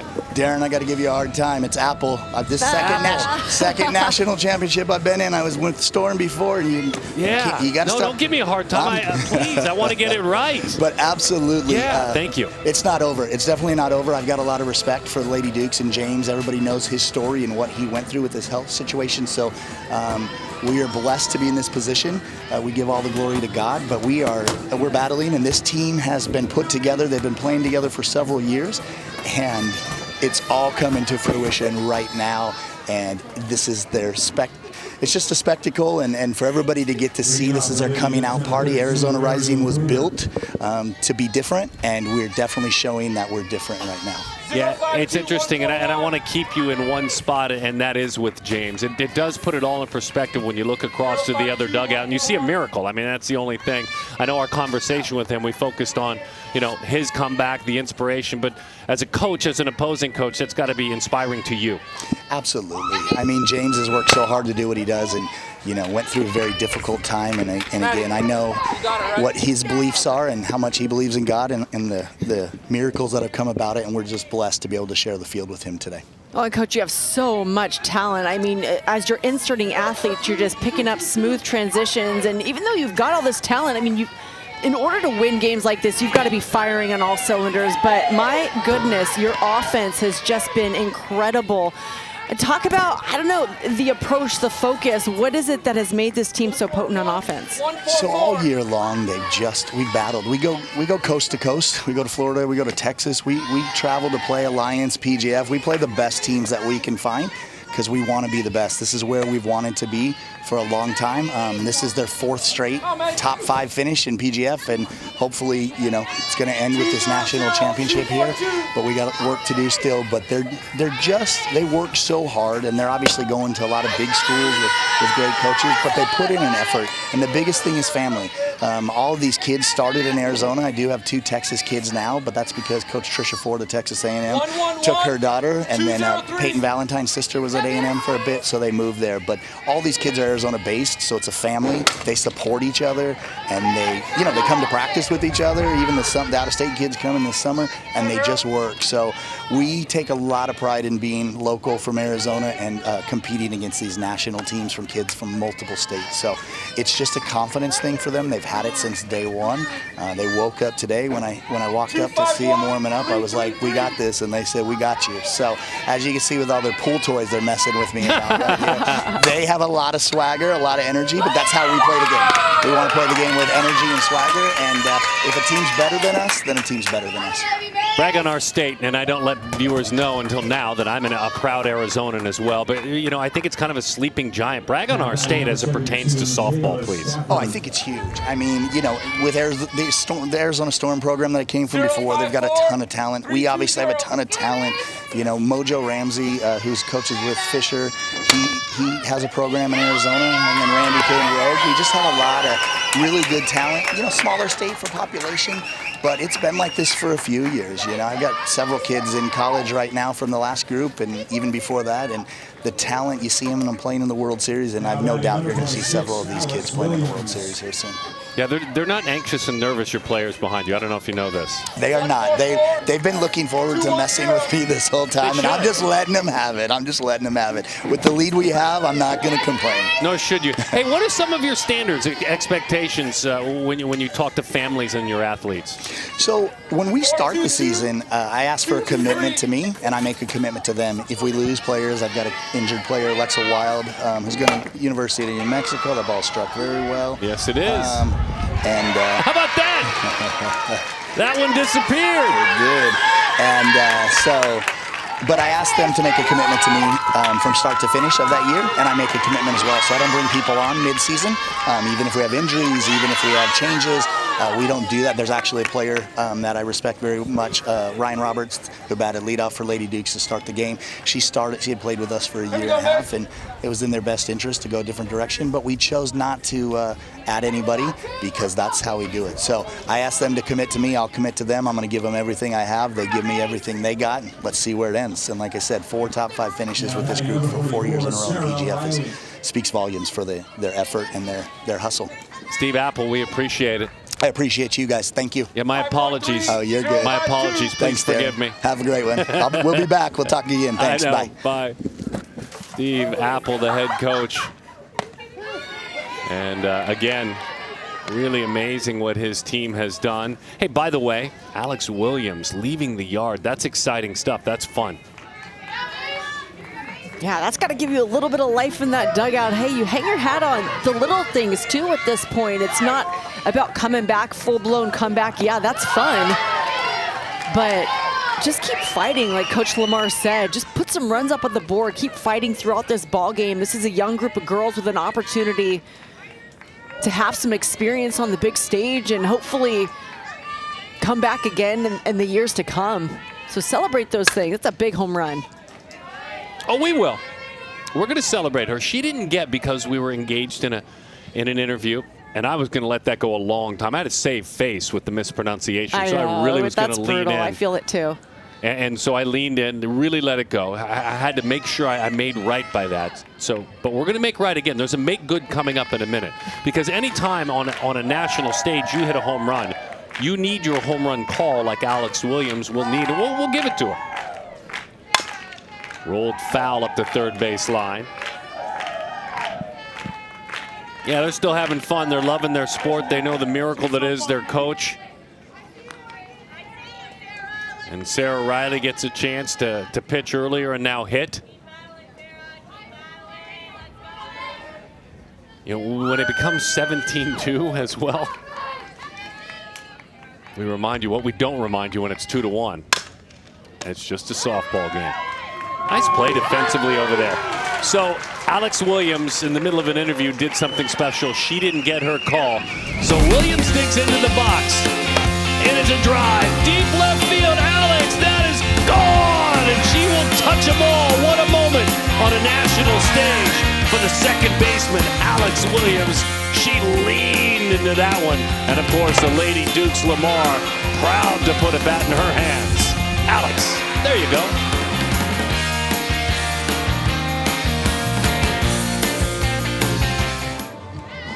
I see you, Alex. Pride of Ellenwood, Georgia, leaving the yard. South Carolina commit. They're getting a good one. And Emma Ford gets the call on the other side. Don't want to mess with the script, but in all likelihood, unless something dramatic, and it could happen for sure, because just to keep the game alive, you need 8 on the other side. But in all likelihood, this could be the final frame with a 15-run lead. 1-1 the count, the title game. A nod of affirmation as Ford takes that one over the outside corner.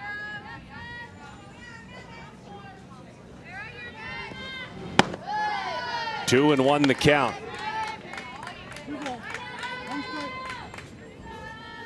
The future's All-American game. That'll come your way in about an hour 10. Back to the screen it goes.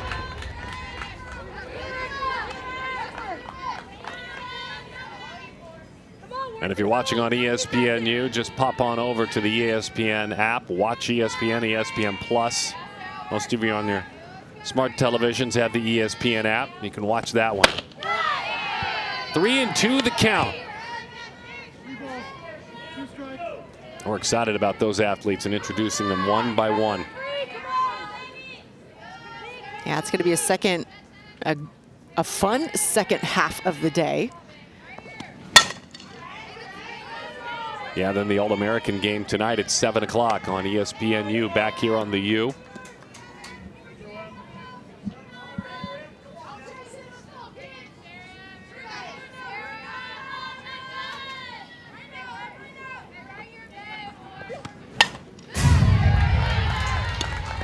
A good bat by Ford. You know, sometimes when your team has such a big lead, it's easy to kind of, you know, lapse a little in your at-bat, not stay as focused. But Ford right here, really in the zone, having a great at-bat. That's ball 4. So Emma Ford didn't expand her strike zone even with the large lead. And to her credit, Kaylin Moffitt, who's been on 3 times today. Now batting number 3, Kaylin Moffitt. This beautiful Southern California day. Breeze is sweeping around the ballpark. Feel the ocean come in and visit here in Irvine. Moffitt has scored 3 runs as well. Got a commitment on a pitch up and out of the zone.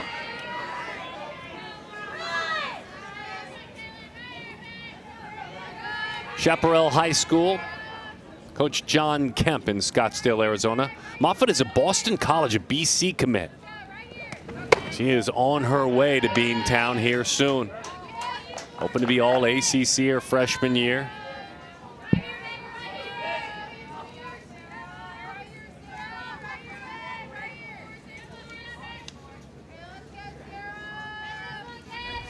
Allison and Mike Moffitt's parents. Moffitt, high fly ball left field, got it down off the end of the bat. There was some oohs and ahs, including up here. She just missed it. Yeah, after seeing a couple home runs, now I don't second guess anything, or I second guess everything, I should say. Just the ball up high in the air. Ball similar to that, carrying out of the ballpark. Nice solid contact. This one didn't have the distance, but this one did. This one did. And Valentine. At the right time with the bases juiced. Valentine hits one dead center high that just floats and continues to float until it leaves the ballpark.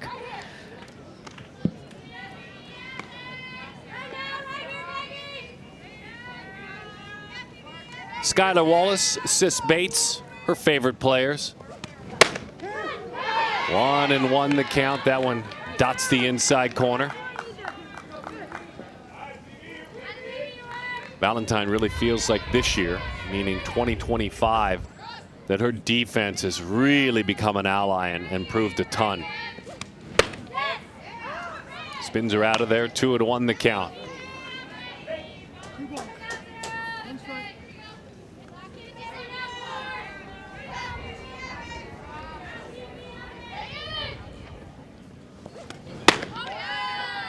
Three and one.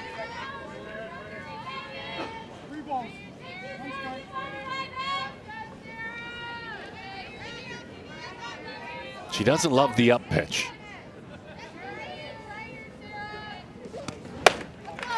So she lets it sail on by. There's not a whole lot you can do with it anyway. You may as well take your walk. And Valentine, who has now been on 4 times today, a walk, a grand slam, reached on a miscue, and then another walk.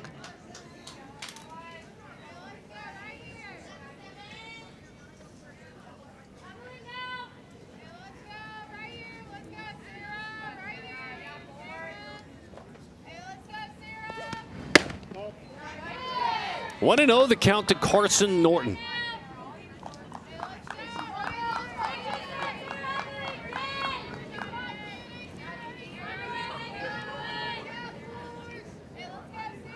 Norton has also been active on the bases and at the plate. Nice play getting the lead runner there, closing the gap at shortstop.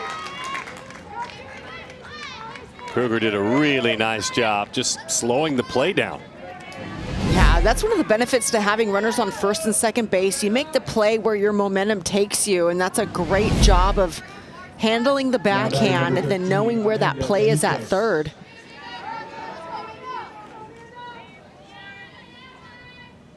Two outs in the inning, Amanda Benitez. Singled, walked, scored a couple of runs, picked up another single. A 13-run inning, 13-run third inning. The story for Steve Appel and the Arizona Rising team. Didn't mean to, checks his swing and chops it foul. Benitez checking that swing. She can play just about anywhere you need, but a really talented shortstop or second baseman.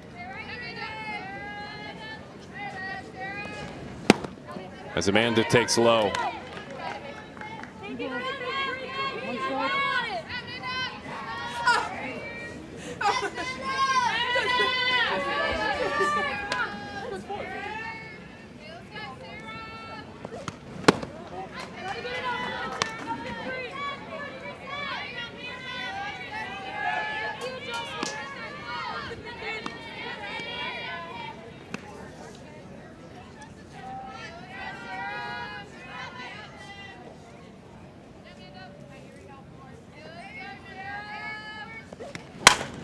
On the line into center field. Bases loaded. But the third hit of this championship game for Amanda.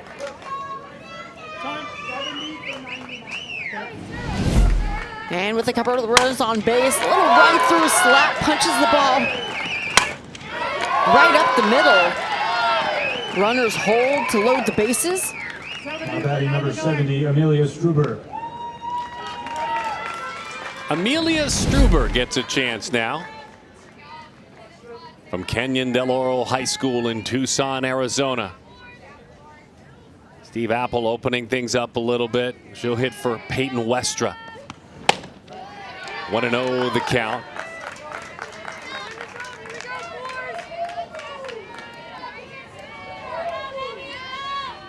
Oregon State commit. And hopes to be a physical therapist someday. Yeah, Struber is a pitcher who's also a great runner, and we're here seeing her in her at-bat. And that's what's cool about a team like this is the depth and the athletes that we see coming off the bench. I mean, athletes off the bench committed to programs like Oregon State who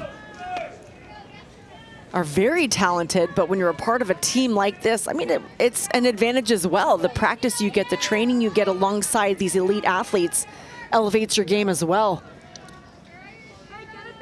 All-State in the state of Arizona. You saw the success in the postseason as she takes inside and off the plate.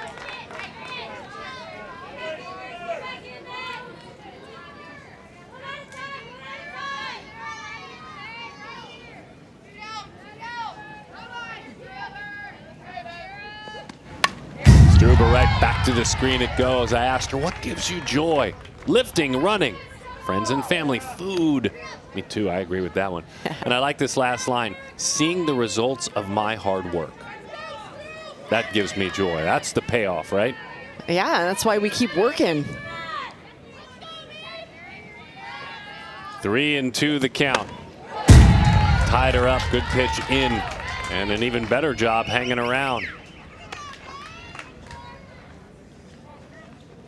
Yeah, this is a big challenge also for Riley out there in the circle with the bases loaded. You got a full count on a pinch hitter. You want to go right at her, but then Struber doing a good job of keeping up her own battle.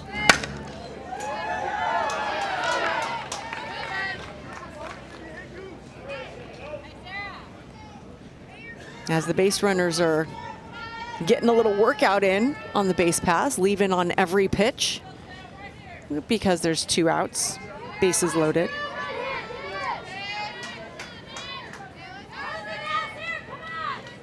Oregon State commit awaits another 3-2. Back to the screen, and the beat goes on. Love a pitcher and a hitter that, despite the fact that it's a 17-2 game, are battling like it's 1-0. Yep.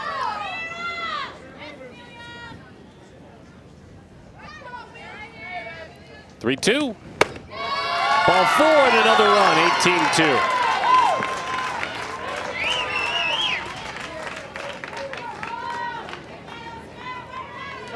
If ever there was a time to be tempted to open up your zone, you know what I mean, and take that swing,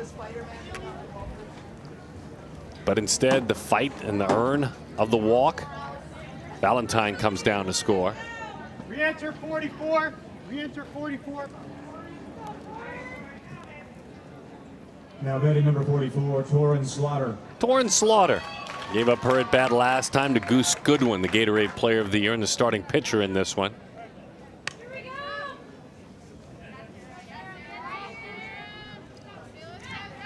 Bases remain full. 1-0 the count.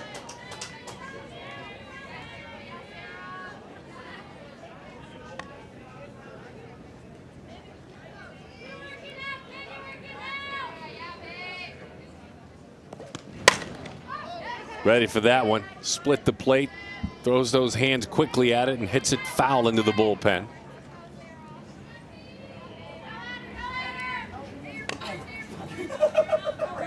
I don't think that's a serious team meeting, do you? I don't think there's any serious team meetings in that dugout right now. He pulled him in. He said, listen, so then I'm doing the interview, and the guy for the second time calls me Appel. Like, how many times do I have to tell this guy? Oh, shoot. And then they giggle. And then maybe they score 3 more runs. 3-1 the count.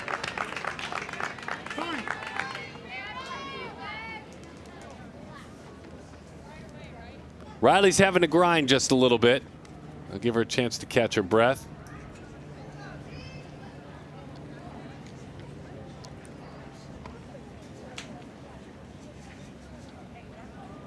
Gabby Shattuck out there, hands outstretched. She's been passionate this entire game. Yeah, and at some point you're like, hey, what do we have to lose, right? Let's throw strikes. Let's make them, if they're going to keep hitting, if they're going to keep scoring, let's make them earn it. Let's not do this by giving more free passes. But in this case, unable to complete that task. And another run scores, and it's 19-2. Now batting number 92, Madison Sauni. Madison Sauni. Maddie singled a couple of times, his line to right field. Drove in a run as well.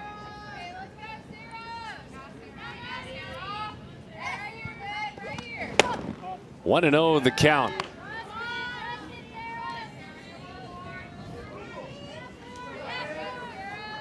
Eric Geierman, balls and strikes behind the plate.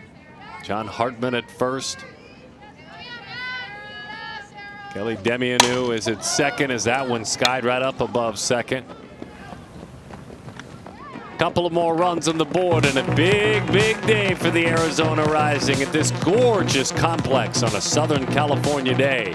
3 outs to a championship. Goose hops back in the circle. Goose Goodwin, a couple of times Gatorade Player of the Year in Arizona, to take this one to the finish line. The hard-throwing left-handed pitcher. She needs 3 outs and to keep it at this deficit and put this championship away. A dominating day for the Arizona Rising. A 17-run lead, a shocker, if you will. Again, a very young team in that third base dugout, though. They'll be back.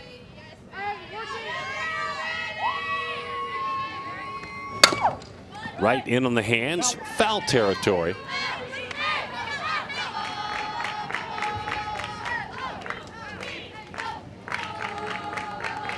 Goose, the daughter of Brett and Rachel, is on her way to Northwestern after one more year of high school, trying to win Desert Mountain High School's 4th consecutive state championship.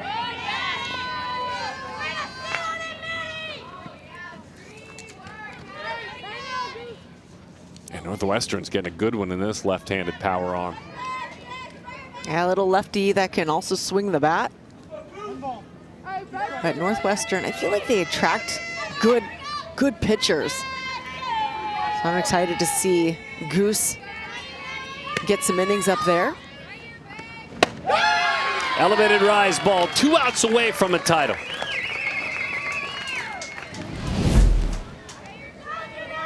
And took a little break in this ball game, then comes right back in with some good stuff. Rise ball starts at the number up to the helmet.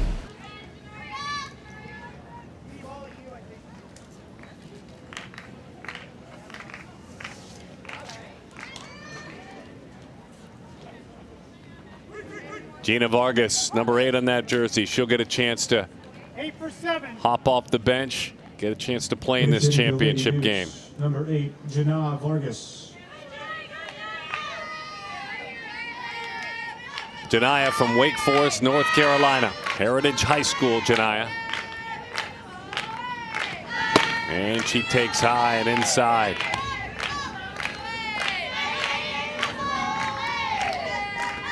Janaya's mom is Chastity, brother Jeriel, sister Layla. They're younger, not yet 10 years old. Dad is Henry. And her 6-year-old younger brother, and then a little 6-month-old sister. So 5 children at home. Henry and Chastity, busy parents. That one is high.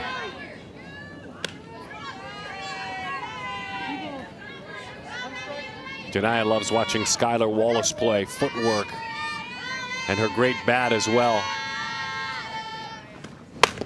Right in on the hands, rolled out toward third. Charging, fielding, firing, and in time for the out. 1 out away from the title. This is a nice play, by the way. Yeah, see that ball bounced foul, spun in, went fair. So tough to defend. And Hampton does a good job of picking it up and getting it across as quick as possible. Nice stretch. Taylor Hampton, by the way, and why not? I love this. Get one more back, get as many opportunities. They're going to challenge it. Yeah, I think they got her, though. Do you see it that way, Free? Yeah, I think you're right. I think it is very close.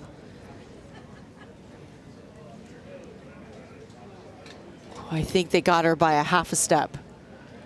But I like the challenge. Why not? If you have one to use, what better time than right now? Well, that says a lot to your team.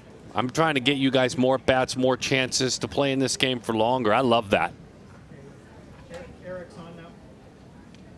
Jamarie Perkins working alongside. We talked about Coach Lamar. Perkins really on the day-to-day, the leader of this team as well. He came out, said, let's take a look. They took a look. We've seen our views. What are they going to say? Call on the field is upheld. Out. All right, call on the field upheld. That's how we saw it. So now 1 out from the title. The call on the field is upheld.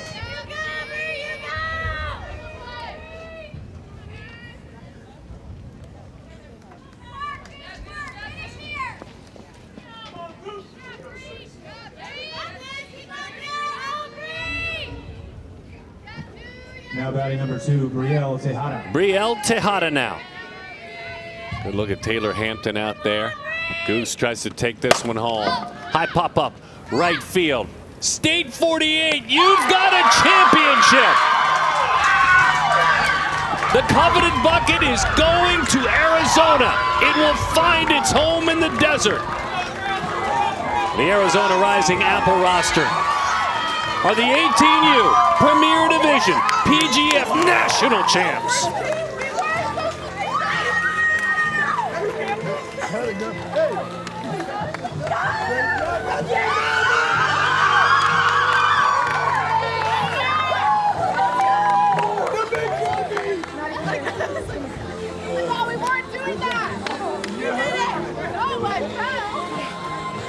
Like in hockey, the Stanley Cup, which travels, is in the facility of Steve Appel and his group, Arizona Rising. They will be traveled. And their name will always be on that beautiful work of art. The bucket's such a key part of the world of softball. Wow, what a dominating performance by this Arizona Rising team. I mean, you talk about the journey that it takes to get here today for both of these teams. Both had clawed through the best teams in the country to come up today, but today it was all about Rising. They were hitting offense, they were pitching out, lights out, defense was on point, and they just showed up in a dominating fashion. And congratulations to both teams for making it this far, but to Arizona Rising for just coming and absolutely taking the championship today at this 18U Premier level. Hey, Peyton Valentine, what up down there? Hi, how are you? Good. Hey, congratulations. You've got to be, as they're gonna make some noise. You've got to be incredibly stunned, but yet very proud of your team. Yes, correct? I'm so proud of them. They did a great job this season. They did a great job. I mean, you guys, I am still in shock on the domination at the plate that your team has shown. Yes. I mean, clearly you guys have worked towards this, but to ask everyone on your team, I mean, even the athletes being pulled off the plate to perform, I mean, just how proud are you that you guys were able to put up that number in this type of championship game? They came to win today. They for sure did. Came in clutch. Everybody came in clutch. It was awesome. Tell me about your homer. I mean, from the moment of contact, tracking it, tell me about it. Oh my goodness, I was just really hoping it went over. It was really high, but I was like, go out, go out, go out. And it went out, so I was really happy about that.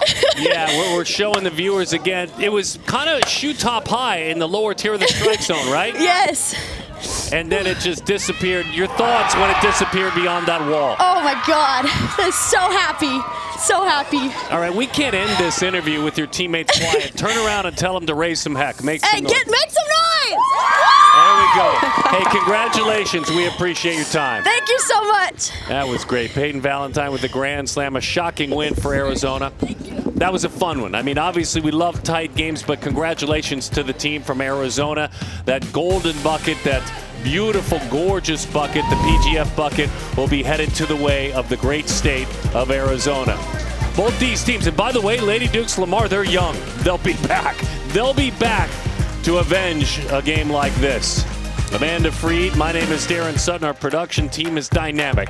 That'll put this game in the books, the 18U title game, where the title goes to the Arizona Rising. See you soon at a ballpark near you.